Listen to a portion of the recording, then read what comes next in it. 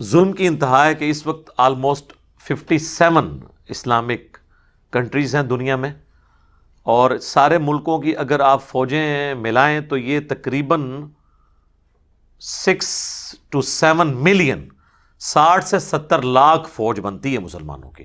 10 لاکھ تو صرف پاکستان کی ہے آلموسٹ، تو باقی ملکوں کی بھی آپ ملائیں تو اسرائیل جو ہے وہ تو ایک چیونٹی کی مانند ہے اتنی بڑی افواج کے سامنے، اگر یہ لوگ کوئی ہمت دکھاتے ہیں.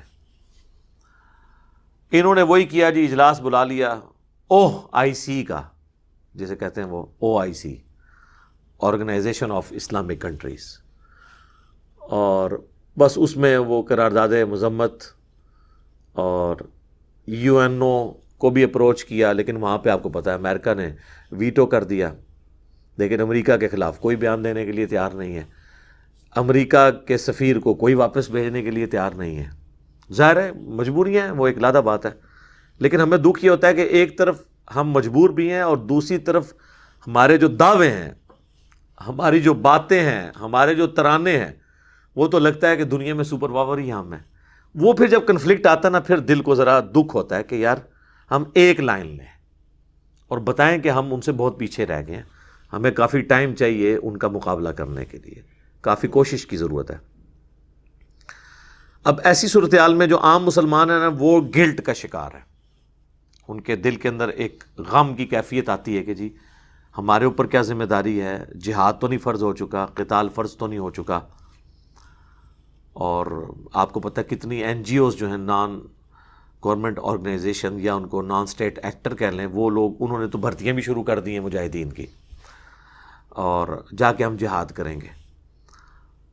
اور ظاہر ہے جہاد کی خواہش تو ہر مسلمان کے دل میں ہوتی ہے، قتال جہاد کا اعلیٰ ترین درجہ ہے، اور یہ اسلام کی ہائیسٹ گڈ، سمم بونم، جو ایمینول کانٹ کی فلاسفی میں ہائیسٹ گڈ اسلام کی چوٹی ہے.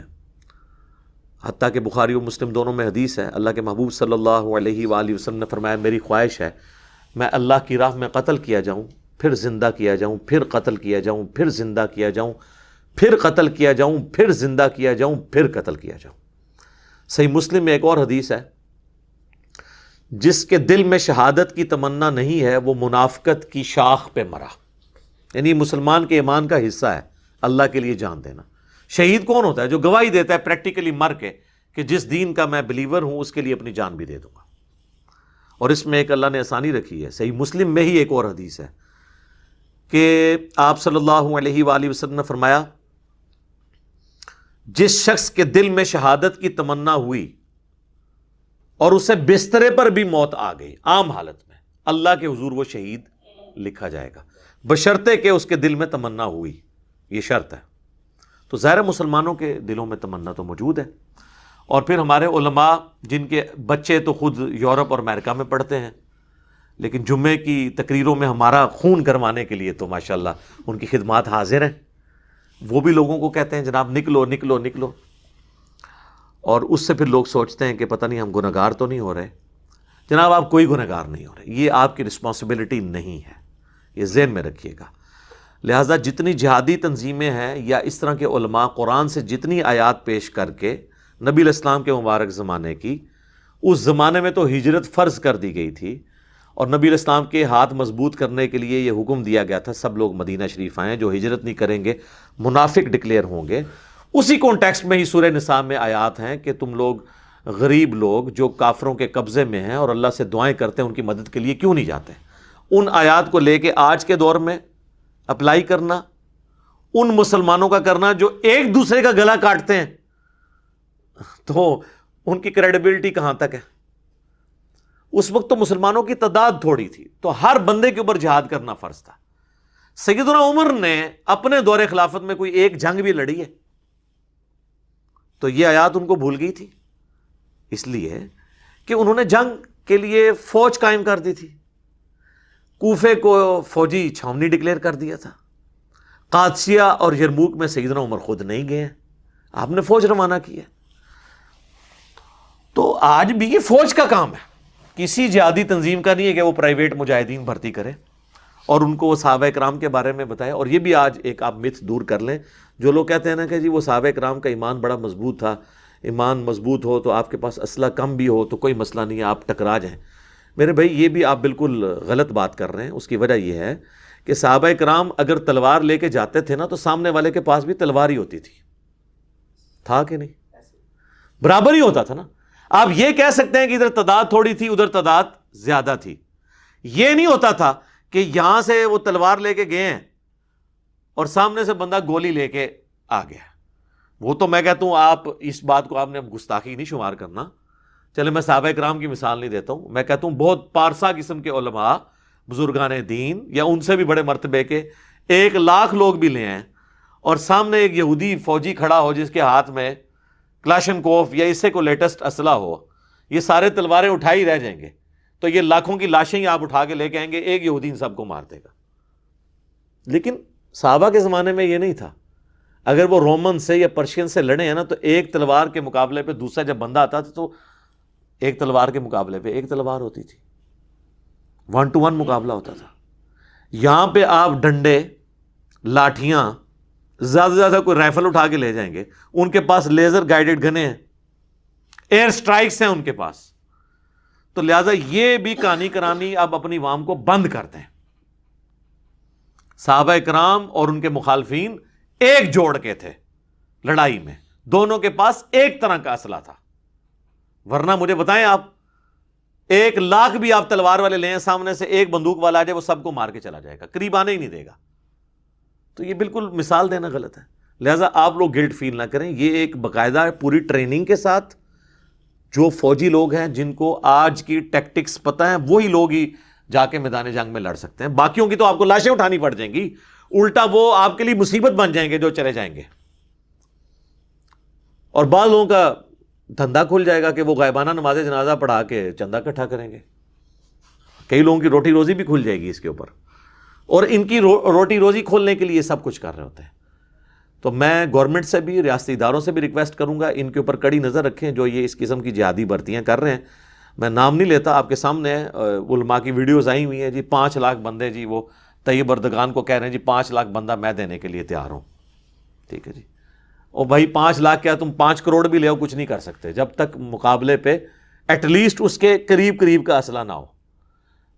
اور یہ جو آپ کو کہانی کراتے تھے نا صحابہ والی, وہ بھی میں نے آج آپ کو بتایا, وہ بھی بالکل 2 نمبر بات ہے.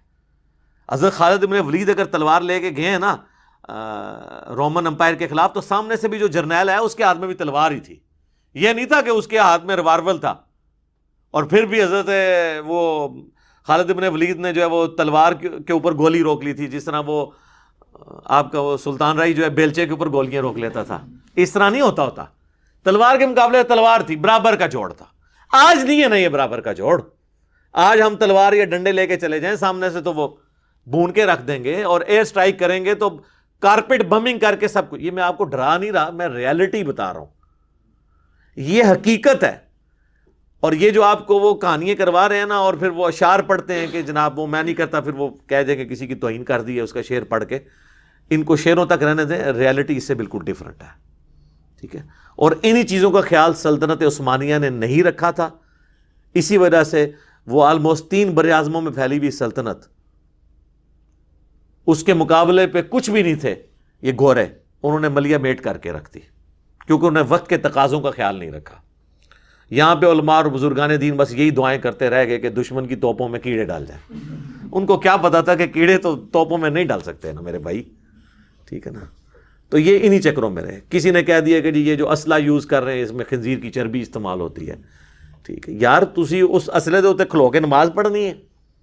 تو اس طرح کی باتیں کر کر کے نا سلطنت عثمانیہ کی ناکامی کی چند بڑی وجوہات میں سے ایک یہ بھی تھی کہ وقت کے تقاضے وہ نہیں بھانپ سکے تھے. تو ان چیزوں کو بھی دیکھنے کی ضرورت ہے. یہ جو آپ کو کہتے ہیں نا چڑھ دوڑے ان کے اوپر, کچھ بھی نہیں ہونا میرے بھائی. اس طرح کرنے سے کچھ بھی نہیں ہونا.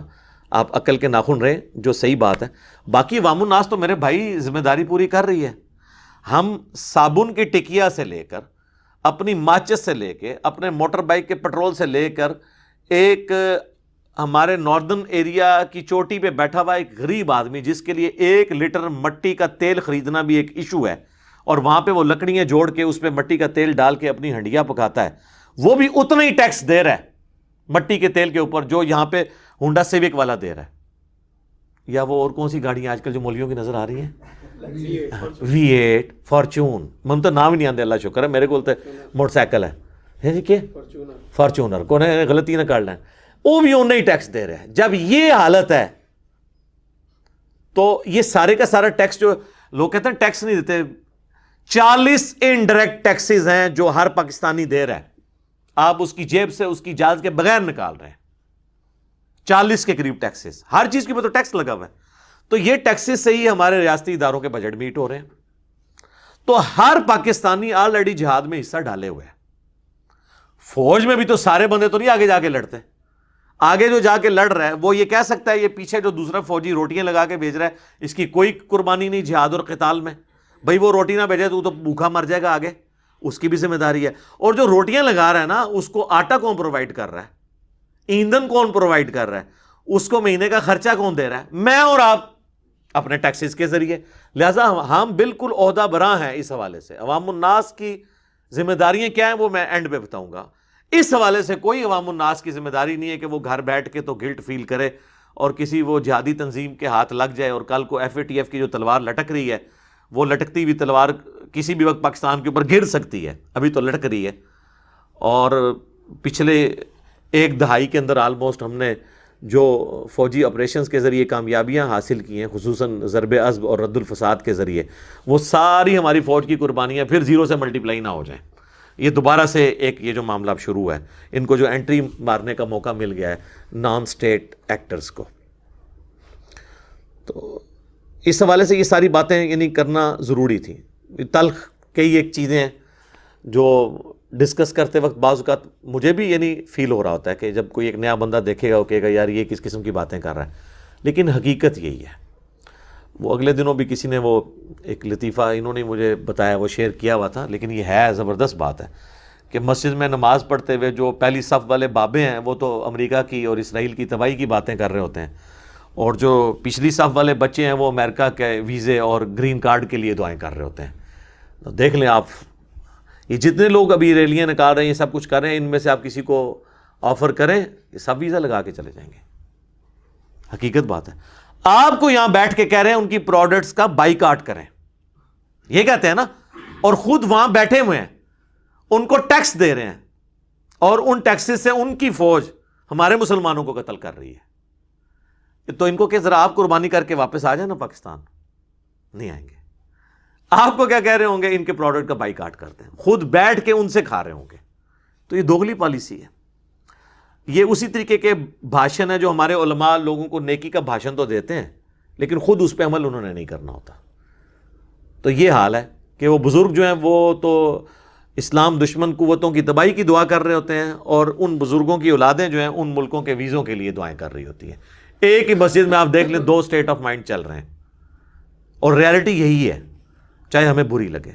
اس سے بھی تلخ بات یہ ہے کہ میں اکثر کہتا ہوں کہ آپ کی والدہ یا آپ کی بیوی یا آپ کا بچہ ہاسپٹل میں ایڈمٹ ہو اور آپ کو ڈاکٹر کہے کہ یہ ایک ٹیکہ ہے جس سے اس کی جان بچ سکتی ہے، اور آپ مارکیٹ میں جائیں میڈیکل سٹور میں، ایک طرف وہ نکالے یہ اسرائیل کا یا فرانس کا یا امریکہ کا بنا ہوا ٹیکہ ہے، اور دوسری طرف مفتی اعظم پاکستان کا ہے، اور اس پہ تصویر بھی مفتی اعظم کی بنی ہوئی ہو، تو اس مفتی اعظم پاکستان وہ بریلوی ہے، دیوبندی یا اہل حدیث یا شیعہ کا جو اس کو مفتی اعظم مانتا بھی ہے، اور حافظہ اللہ اور دامت برکاتہم عالیہ اور آیت اللہ اور حافظہ اللہ کہتا ہے، وہ بھی اس کا ٹیکہ نہیں لے گا۔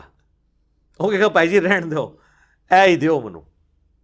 پھر پروڈکٹ کا بائیکاٹ کیسے ہو سکتا ہے؟ یا تو آپ اس لیول کی پروڈکٹ لے آئیں، پھر ہم بھی کہیں گے کہ بالکل پروڈکٹ کا بائیکاٹ کریں۔ یہ ریالٹیز ہیں جن کو سمجھنے کی ضرورت ہے۔ اور اسی طریقے سے اکثر آپ سنیں گے مسلمانوں سے کہ یہ کافروں کی سازش ہے جی اسلام کے خلاف۔ میرے بھائی قرآن نے پورے قرآن میں کہیں یہ رونا نہیں رویا گیا کہ کافروں کی سازش ہے اور اب رونا رو، نہیں، یہ بتایا گیا کہ کافر یہ سازش کر رہے ہیں، تم نے یہ کرنا ہے۔ یہ تو اسی طریقے سے ہے کہ کوئی شخص کہ میں فیل اس لیے ہوا ہوں کہ میرا پیپر لیا گیا، اگر میرا پیپر نہ لیا جاتا میں نے فیل نہیں ہونا تھا۔ بھائی پیپر تو لیا جائے گا، دنیا میں تو امتحان سے آپ نے گزرنا ہے۔ تو یہ کافر یا شیاطین یہ مسلمانوں کی آزمائش ہے۔ اگر آپ کہیں یہ ہو ہی نہ تو پھر تو میں جنت ہی پہنچ جانا سی، پھر تو انہوں نے بھی پہنچ جانا سی جنت ہی۔ تو انہوں نے تو سازشیں کرنی ہیں۔ آپ کو یہ کہا گیا کہ آپ نے اللہ اور اس کے رسول کے ساتھ خیانت نہیں کرنی، عز و جل و صلی اللہ علیہ وآلہ وسلم۔ اس کانٹیکسٹ میں ایک آیت ہے، سورہ آل عمران کی آیت نمبر ہے 139، یہ بڑی مشہور آیت ہے، یہ غزوہ احد کے کانٹیکسٹ میں نازل ہوئی تھی۔ وَلَا تَهِنُوا، دیکھنا بے دل نہ ہونا، کمزور دلی نہ دکھانا، وَلَا تَحْزَنُوا، اور نہ غم کرنا، وَأَنْتُمُ الْأَعْلَوْنَ إِن كُنتُم مُؤْمِنِينَ، تم ہی غالب رہو گے اگر واقعی میں تم مومن ہوئے، بشرطے کہ مومن ہوئے۔ وہ جو صحیح مسلم میں حدیث ہے، نبی صلی اللہ علیہ وآلہ وسلم نے فرمایا اللہ تعالیٰ اس قرآن، اس کتاب کی وجہ سے قوموں کو عروج دے گا اور اس کتاب کی وجہ سے قوموں کو زوال دے گا۔ جسے ڈاکٹر اقبال نے کہا تھا، وہ زمانے میں معزز تھے مسلمان ہو کر اور تم خوار ہوئے تارک قرآن ہو کر۔ تو بالکل صحیح بات کی تھی انہوں نے، بالکل اس کی ایکسپلینیشن ہے۔